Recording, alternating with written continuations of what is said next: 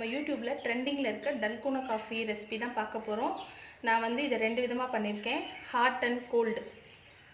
வாங்க எப்படி பண்ணுறதுன்னு வீடியோக்குள்ளே போய் பார்க்கலாம். நான் இன்றைக்கி டாட்டா பிராண்ட் காஃபி எடுத்திருக்கேன். 2 ஸ்பூன் அளவுக்கு காஃபி பவுடர் எடுத்து ஒரு மிக்சிங் பவுலில் போட்டுக்கிறேன். நீங்கள் என்ன பிராண்ட் காஃபி பவுடர் வேணாலும் சேர்த்துக்கலாம். 2 ஸ்பூன் காஃபி பவுடருக்கு 6 ஸ்பூன் அளவுக்கு சர்க்கரை சேர்த்துக்கிறேன்.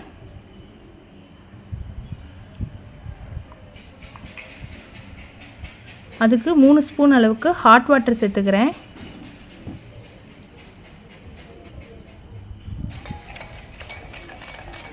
நல்லா ஒரு பீட்டரால் மிக்ஸ் பண்ண ஆரம்பிச்சுக்கலாம்.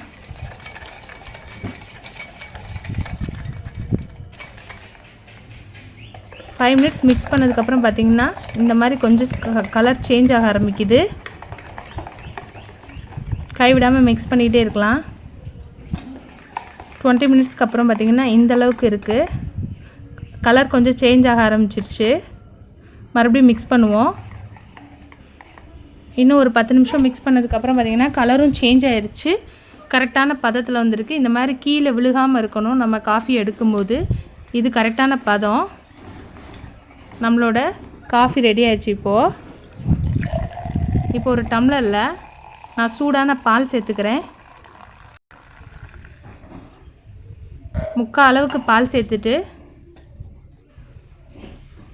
நான் ஒரு 4 ஸ்பூன் அளவுக்கு பீட் பண்ண காஃபி அதில் சேர்க்குறேன்.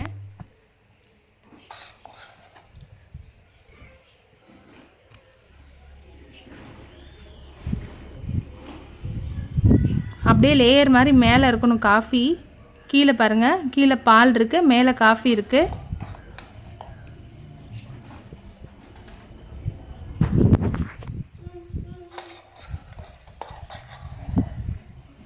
இப்போ நம்மளோட ஹாட் டல்கோனா காஃபி ரெடி ஆயிடுச்சு.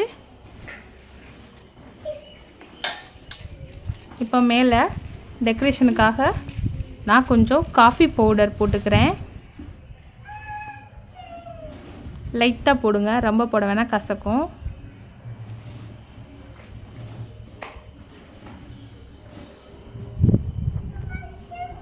பாருங்கள், நம்மளோட சூப்பரான டல்கோனா காஃபி ரெடி ஆயிடுச்சு.